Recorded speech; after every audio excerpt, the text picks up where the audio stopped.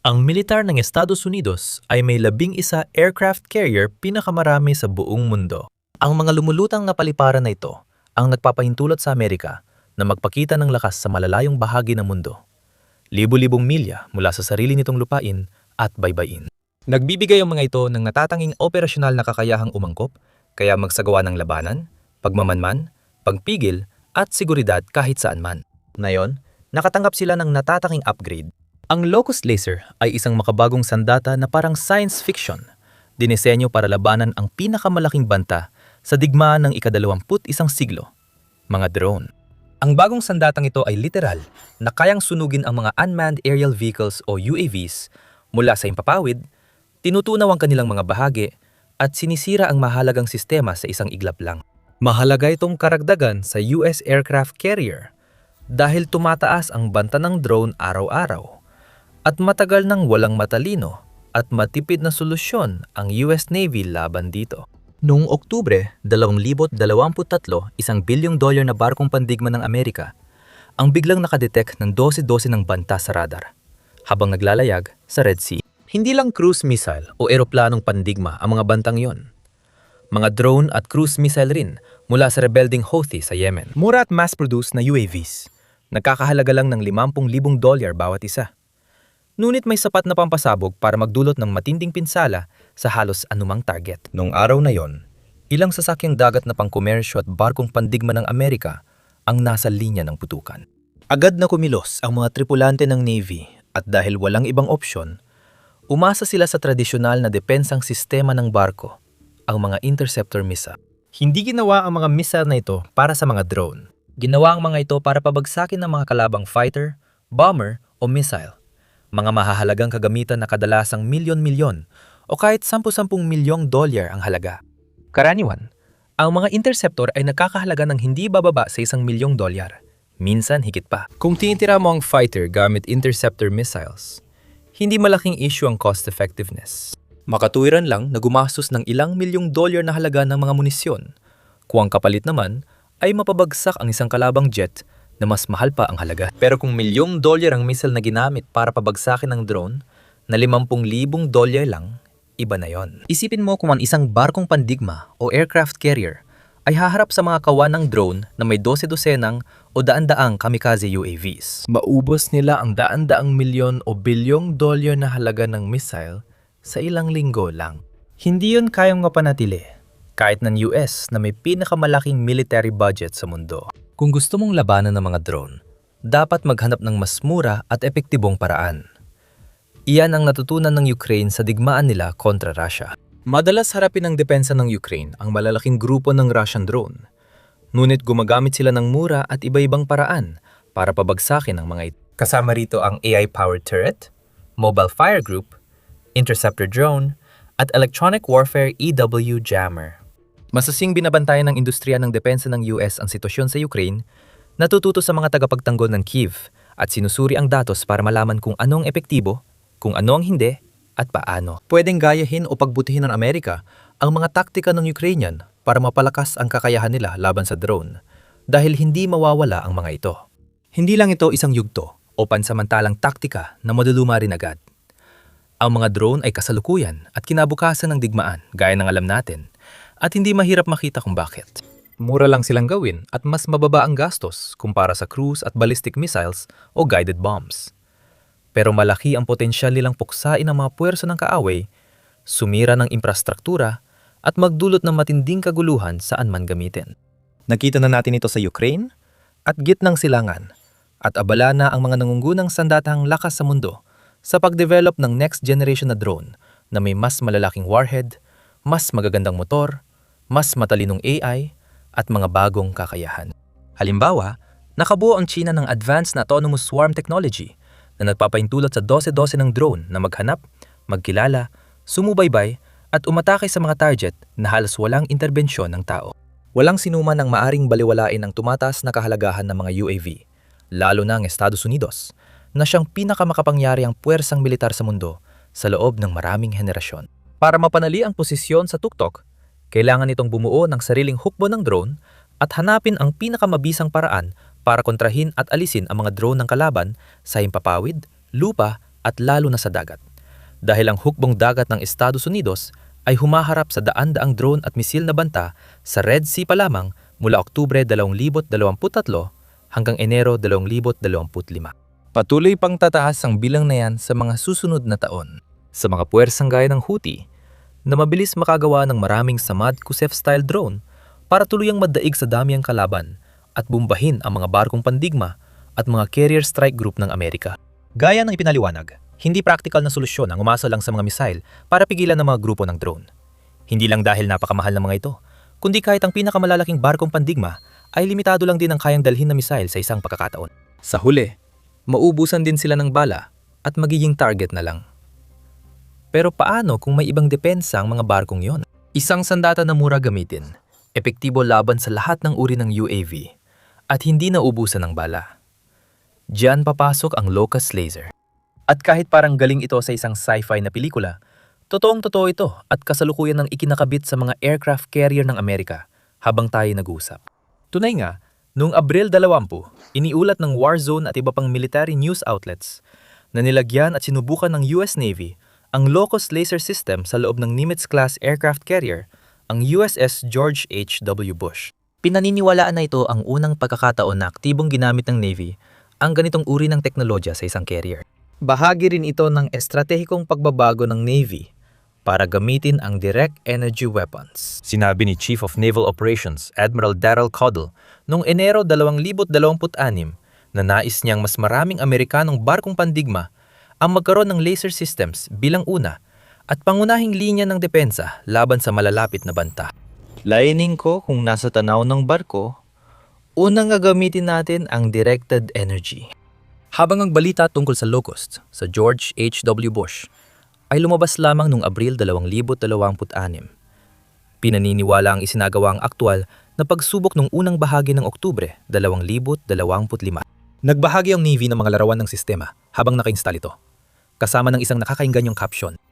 Sa live fire event, matagumpay na na-detect, natunton, inatake, at na-neutralize ng Locust LWS laser weapon system ang maraming unmanned aerial vehicles. Isang mahalagang hakbang sa operational directed energy capabilities. Nagbigay ng dagdag na detalye ang press release mula sa AeroVironment, ang kumpanyang pandepensa na gumawa ng Locust. Ang matagumpay na demonstrasyon ng palletized Locust laser weapon system ito sa USS George H.W. Bush CVN-70, 7 noong Oktubre 2025 ay sinagawa sa pakikipagtulungan sa US Navy at US Army Rapid Capabilities and Critical Technologies Office. Kinumpirma ng pahayag na ang palletized high-energy laser-fed system ng Locust ay nakasubaybay, umatake, at na-neutralize ang maraming target na drone. Ito ay malaking tagumpay sa pagbuo ng operational directed energy capabilities sa lahat ng domain at plataforma.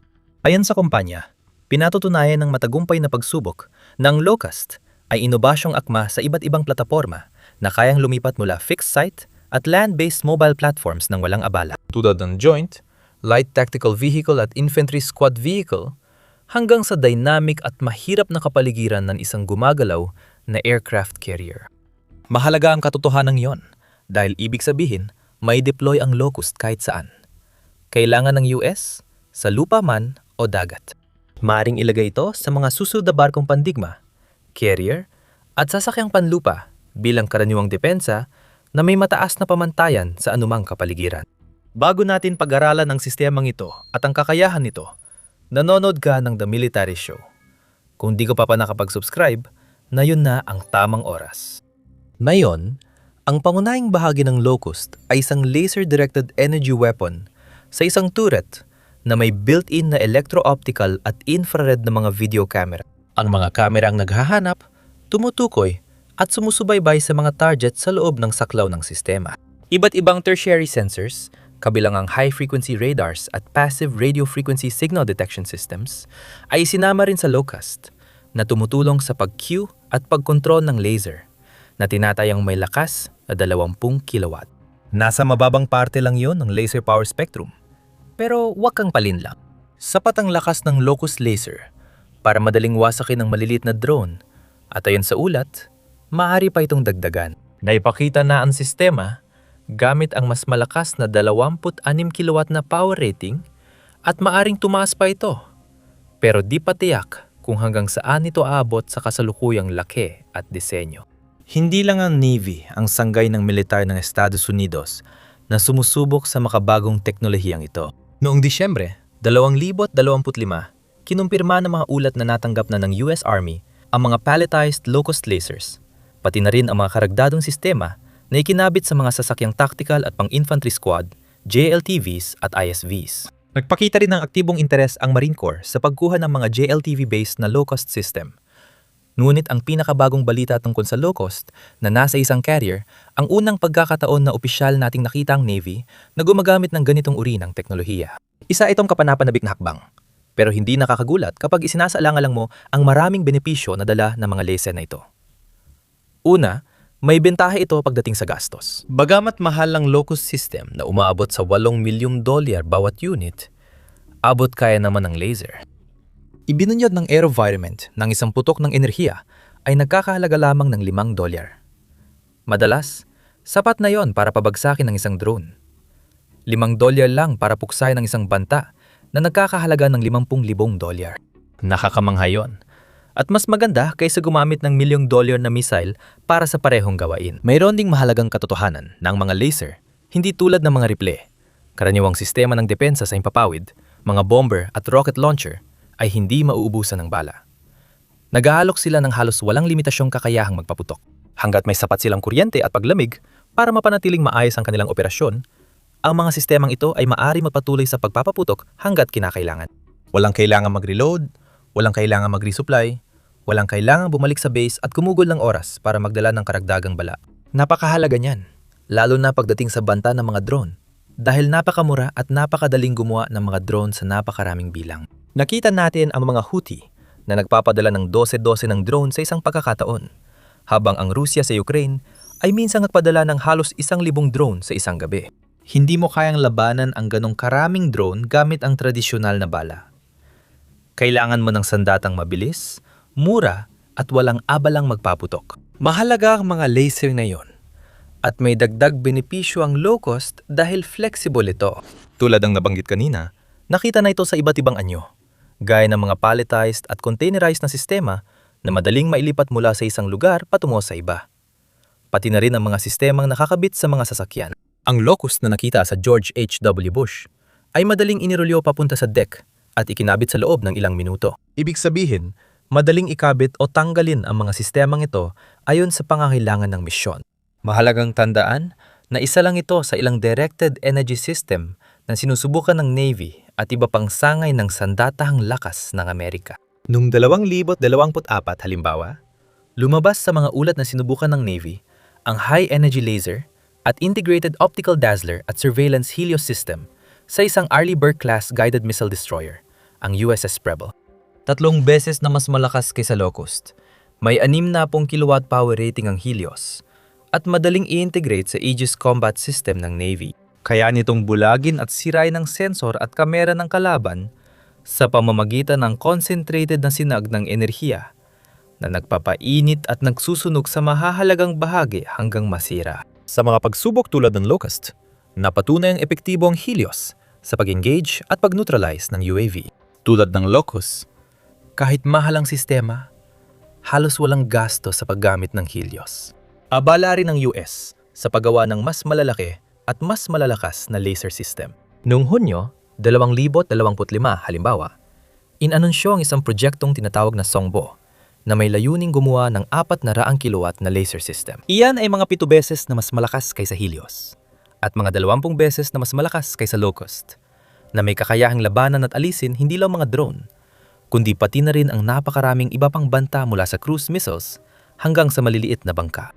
Kung tatawagin mong game-changing ang teknolohiyang ito, kulang pa yon dahil napakalawak ng potensyal ito. Sabi nga ni Admiral Caudle, habang tumataas ang lakas, mas tumataas ang abilidad mong umatake at panatilihin ito sa target.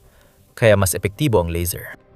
Gayunpaman, hindi rin perpekto ang mga laser. Kung perpekto ito, malawak na sana itong ginagamit ng sandatang lakas ng US, hindi lang sa testing o experimental na yugto. Halimbawa, isang problema ay iisa lang ang kayang harapin ng isang laser system sa isang pagkakataon. Nagiging problema ito kapag kailangan mong harapin ang malalaking kawan ng mga drone. Maaari itong 12-dosenang o daan-daang mabilis na gumagalaw na target. Kahit bahagi lang ng isang segundo ang mismong pagpapaputok ng laser, kailangan pa rin ng sistema ng oras para mag-lock on, subaybayan ng mga target at kalkulahin ang bawat putok bago ito muling gamitin. Bukod pa rito, ang isang kahinaan ng mga laser na sandata sa pangkalahatan, lalo na sa kasalukuyan nilang anyo, ay habang lumalayo ang sinag mula sa pinagmulan nito, humihina ito dahil nagsisimula ng maghiwa-hiwalay o kumalat ang sinag na nagpapababa sa densidad at lakas nito. May papel ang atmosfera rito dahil sinisipsip o pinapangalat nito ang liwanag habang naglalakbay. Sa usaping labanan, ibig sabihin nito na para magkaroon ng pinakamagandang pagkakataon ang mga laser na pabagsakin ang mga banta ng kalaban, kailangan nilang magkaroon ng malaking lakas mula sa pinagmulan o kailangan nilang magpaputok lamang kapag malapit na talaga sa kanila ang mga target. Bukod dito, naapektuhan ng mga laser ng panahon at iba pang salik sa kapaligiran. Ang usok, alikabok, at ulan ay nakakaapekto sa lakas at katumpakan ng laser, kaya bumababa ang abot at bisa nito. Bukod dito, binubuo rin ang mga sistemang ito ng masiselang bahagi. Halimbawa, kailangan ng mga laser ng sensitibong optika para gumana ng tama. May pagdududa kung gaano katibay ang mga ganitong bahagi kapag nakakabit sa likod ng barkong pandigma at matagal sa dagat, lalantad sa elemento at alat ng hangin. Kahit may ganitong issue, ang mga laser tulad ng Locus ay malamang na mas gagamitin at ipapakalat sa mga susunod na taon. Nasa kamay ng mga pinakamahusay na military engineer at developer sa mundo ang paghanap ng solusyon sa kanilang mga limitasyon. At dahil ang ilan sa pinakamagagaling na isipan ay nagtatrabaho na rito, kasabay ng malinaw na kagustuhan mula sa pinakamataas na antas para sa mas malawak na paggamit ng laser sa Navy at iba pa, malamang na mangungguna ang US sa aspetong ito. Bukod pa rito, isa lang ito sa maraming paraan kung paano ina-upgrade ng Navy ang kanilang mga warship, destroyer at aircraft carrier para maging mas matibay laban sa mga drone. Muling humuhugot ng inspirasyon mula sa Ukraine, nagsimula na ring mag-test at mag-deploy ng mga interceptor drone ang US. Noong Marso 2025, halimbawa, nakitang 3 Alibird destroyer sa USS Gerald R. Ford Carrier Strike Group na may bagong launcher system, hindi lang para sa mga missile, kundi pati na rin sa mga drone. Ang Raytheon Coyote Block 2 at ang Anduril Roadrunner M na mga drone, para maging eksakto. Pareho silang counter-drone interceptor na layuning hanapin at pabagsakin ang mga kalabang drone bago ito makaabot at umatake sa target. At pareho silang napakahusay sa kanilang ginagawa. Ang Coyote, halimbawa, ay kayang umabot sa bilis na hanggang 370 milya bawat oras. Sa loob, may dala itong 4 na libra na blast fragmentation warhead na may proximity fuse. Kapag lumapit na ito sa kalabang drone, sumasabog ang warhead, simisira ang Coyote at anumang kalabang drone na nasa paligid. Mas mahusay pa nga ang Roadrunner. Isang twin turbojet interceptor drone na kayang ilunsad, maghanap ng target at labanan ng mga UAV ng kalaban gamit ang manual o automatikong kontrol mula sa sarili nitong AI. May kakayahan din itong bumalik sa base kung hindi ito makahanap ng target sa tamang oras. Maaari itong ligtas na lumapag pabalik sa base, magpa-refuel at muling umalis para sa panibagong paghahanap. Sa $500,000, mahal ang drone na ito. Pero mas mura pa rin kaysa interceptor missile. Dahil sa natatanghing depensa sa mga eroplano, carrier at barkong pandigma, pumapasok ang US Navy sa bagong panahon. Panahon na hindi na batay sa laki ng warhead o presyo ng missile, kundi sa mas episyente at matitipid na sistema kaysa dati. Ngayon, matutuklasan mo sa video na ito ang isa pang inobasyon ng militar ng US tungkol sa pinaghihinalaang pagpapalipad ng lihim na surveillance drone sa Iran. Pwede mo rin panoorin ang video na ito para makita kung paano napatunayang ang F-22 fighter jet, isang mas karaniwang kagamitang Amerikano, ang pinakadakila at pinakamapangibabaw na sasakyang panghimpapawid sa mundo. Para sa higit pang pagsusuri at balitang militar, mag-subscribe na sa The Military Show.